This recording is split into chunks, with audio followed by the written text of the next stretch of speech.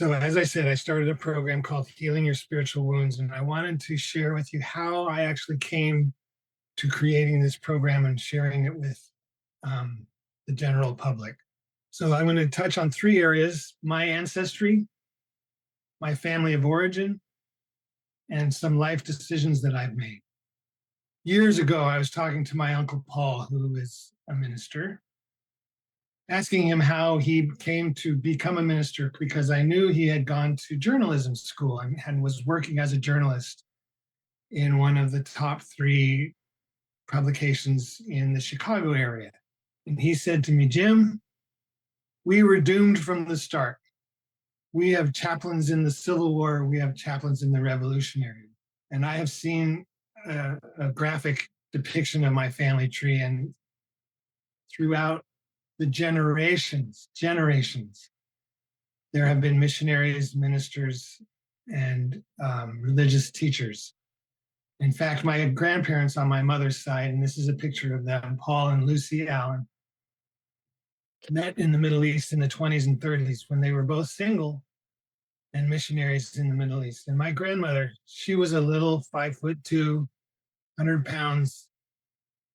Imagine going to a place like the Middle East in the 20s and the 30s as a single woman. So she was pretty feisty, and they met and married and had three children there. My mom being born in Jerusalem, my uncle in Damascus, and my aunt in Tehran. And when they came back to the States, my grandfather became the president of the Bible College, where my parents both went and met. My immediate family of origin. This is obviously a number of years ago. My dad answered an altar call when he was 7 years old. And if you don't know what an altar call is, that's when the minister or some representative of the church stands at the top front of the church and invites people to come up and confess their faith in Jesus and give their lives over to him. So my dad did that when he was 7 years old with the intent of being a missionary. But the denomination he was a part of, which was called Christian Missionary Alliance, would only send people into the mission field if they had 2 or fewer children. My older sister and I would have qualified for the mission field, but then when my sister Leslie came along, that precluded their ability to go to anywhere as missionaries because the denomination wouldn't send them. And the story goes, when my younger brother was born, my grandfather from the previous slide said to my mom, Lois, oh, Lois, not again. So she was having her 5th child, and he was born on the same day that she celebrated her first birthday. But most importantly in this process were my life decisions that I made on my own. I was a builder. I was a carpenter for a number of years out of college. Loved being a carpenter. I think I was a pretty good carpenter and had intentions of becoming a contractor. But I had so much anxiety around being a contractor and trusting all these subcontractors and hiring carpenters, and creating so much anxiety in me. One night I was praying before God and I said, why am I so lacking in confidence? This is what I intend to do for the rest of my life. And I heard a voice say, well, if you're basing what you do for a career on your confidence, what are you the most confident in yourself as? And I said, well, I'm the most confident in myself as a Christian. So I heard the voice say, well, why don't you pursue Christianity as your profession? And so I made this life choice to follow my father and my grandfather and my uncle and many others into ministry. And when I was there at the American Church in London, where I was the youth pastor for 4 years, I was presented with a question by one of my students. She came to me one day and said, my best friend is a Muslim. Is she going to hell? And I knew that her parents had, as lovingly, as softly as they could have, were probably telling her, well, unless she chooses Jesus, ... And I looked at this young girl and thoughts were racing through my mind, and finally said to her, I don't know. That was the first experience in my life at age 36 of having any doubt of my faith. And I recognized that this path that I had gone through was preparing me for where I am today. I resigned my ordination. I finished my contract with the church first, and then I resigned my ordination and came back to the States and have been doing numerous other things since then. What I reflected on over the years of after leaving the church were the teachings that I had so completely owned and supported most of my life. And a few of them have stood out as representative of what I'm talking about, spiritual wounds. This first one here is a song that most Christian children will sing in Sunday school on Sunday morning. Jesus loves me, this I know, for the Bible tells me so. Little ones to him belong, they are weak, but he is strong. And as I reflected on that as an adult, I thought to myself, what are we teaching these children? They are weak. They need this outside energy in the form of Jesus to be strong or to be held because they are so weak. And of those children who came to their moms and said, what does it mean we are weak? Or being taught so clearly that the answer is in the Bible. And so they do not look inside of themselves for their own truths. They're always looking outside of themselves for truth. Another verse, Romans 8:28. We know that God causes all things to work together for good to those who love God, to those who are called according to God's purpose. I can track with this statement to some point. If I have a mature attitude when things seem to go wrong, I can ask an honest question. Why are these things happening to me? With a true desire to understand, because I don't believe in random acts, random coincidences. I think things happen to us with some kind of intent, and it's up to us to find that intent and move forward with it.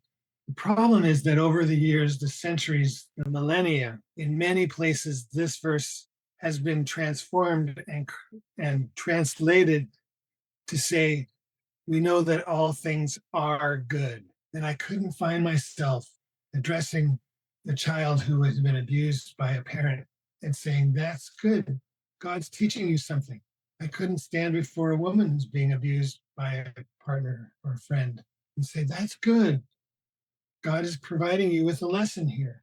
Or to have someone come to me and tell me of struggles that they're having, and my response being, well, maybe you're not living according to God's purpose at this time. You need to reevaluate your life and make sure you're living in God's purpose. And so the potential for guilt and shame, self-doubt, self-criticism is so high in these misinterpretations. And this is where wounding can begin to occur. Don't let the sun go down on your anger. Ephesians 4:26. What a great advice. I hate going to bed with the angry attitude towards my wife. It just is the most awful thing in the world. But again, over the centuries and millennia, this verse has been translated into do not be angry. And so the guilt and the shame of feeling angry, I shouldn't feel this way, I'm supposed to not feel angry, can create another wound in the person's psyche and spirit. And this last one is just outright bad news in my book. For a man not ought to cover his head, since he is the image and glory of God, but woman is the glory of man. Holy moly, half the population of the world is identified by their association with another person, not with themselves, not even with their own personal relationship with the Holy One. But the woman is the glory of man. Come on. What kind of wound does that create in a woman who's already maybe has low self-esteem? And to tell her, as there are pushes today to take away the vote for women and give votes to one household, because the woman in the household is subject to her husband and her vote will be cast by her husband. So I just could not find myself supporting these kinds of interpretations and learnings. And so I left the church and over the years decided to create this program, Healing Your Spiritual Wounds. And I'm excited to see the opportunities within that genre, if you will, in the context of life coaching rather than just an online program for groups. So as I work towards helping people heal from these wounds as a good life coach, the first and foremost things that I will do is acknowledge their situation and validate their situation. There will be, I'm sure, so much fear about someone even making the call and admitting that they have these wounds. And so their acknowledgement and validation will be critical. And then we will work together to reflect on what are the earliest signs and symptoms of the wounding. Can the individual identify a source for this wounding, a particular verse, or an interaction with a minister or priest or family member? How invasive do you feel those symptoms were in your life? Can you remember what were the circumstances that first caused you to identify these symptoms as wounds? And what are the lingering effects of these wounds today? And then we would move towards healing, either through the online program or the intuitive life coaching one-on-one. And I have a pretty good ability of using guided meditation and imagery. I would encourage journaling and then ask questions that would bring them to the present and the future. What would your life look like were they free of the impact of these wounds? What steps could you take today to begin the healing that you desire? What behavior pattern can you change or let go of as a step towards your healing? Is there someone who needs to know about what you are doing here? This is an important question at the end here because so many times, and I have been in this situation myself, leaving the church can create conflict and strife between you and loved ones who are continuing in the faith. And that's partly why I said at the beginning, this is not a judgment on the faith tradition. This is not a judgment on people who remain in the faith tradition. It's an encouragement for those who have made a choice to leave of their own volition. And so these are the two options that I have created: the online program, where we look at healing the body, healing sexual wounds, moving into radical care, self-care, and self-compassion, healing a broken, frozen, or caged heart, retrieving your free will, being free to be you, accessing your true self, healing from negative thinking, criticism, and judgment, and retrieving your own spirit. And through life coaching, we would have those same goals and aspirations,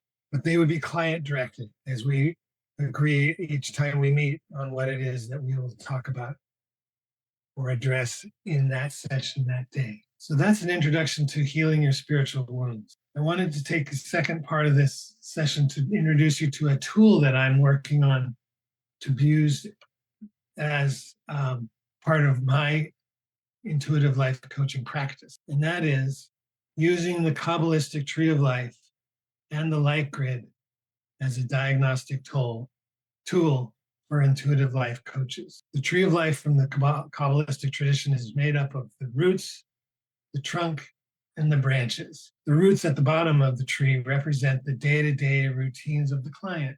The trunk in the middle is the individuated self of the client who has been able to break out on their own in terms of beliefs and life context and decision making. And the branches are the transpersonal aspects of the client, of how the client sees themselves at a transpersonal level, giving back to humanity and serving. Now, the tree of life structurally is made up of 22 pathways and 11 spheres. Each of those pathways and spheres has a quality assigned to it and a shadow that is part of the interpretation and use of the tool. As we talk to our clients and we listen to the words they say, which is something we've been taught to do, we can hear them either recognizing where they are in the green. I feel so inspired today. Something happened at work and I'm inspired about this project I'm working on. I have a vision of what I want to do with my family for vacation. I'm feeling liberated from this past thing that's been keeping me down. I'm feeling so playful. And as they share these words, it helps us understand where they are on the tree of life and the related elements. So if someone talks about being liberated, that's a sign of self-compassion because as it's connected, sorry, I'm pointing with my finger, that if they talk about a sense of being liberated, this is connected with compassion and wisdom and can direct the conversation of where they're going. But on the other hand, if they're talking about feeling constricted and limited in some way, we might ask them, well, where do you feel constricted? Is there some place that needs to be liberated? What compassion can you show yourself to overcome this constriction? So using the light grid as a diagnostic tool One way to use it would be, as Katja has taught us, performing a scan of a client prior to a session. Or it may come up as an option for you to ask the client, would you mind taking a moment to just check in with you and see where you are? If a client is describing some kind of feeling that they're experiencing, you might ask, where do you feel that in your body? And then correlate that back to whatever the quality is. If they're talking about, I feel it right in the back of my neck. Well, that right here is the love path, self-compassion and self-love. Oh, I'm feeling my right hip is out of place. Well, the right hip is the place of passion. Maybe they're lacking passion and need to build up a passion, find something to be passionate about. Or as I just was saying, as the client reports aches and pains and feelings throughout their body, we can associate those pains with qualities that may be needed for healing in their life at that time. And generally speaking, as we've been taught, listening to the client's words, listening for limiting beliefs, assumptions, interpretations, and gremlins as they share with us the current situation that they're in and that they may be struggling with. So that's the sum of what I had to bring to you today. I hope it has shed some light for you on who I am and maybe offers you some help in your future as you pursue your careers as intuitive life coaches. Thank you very much.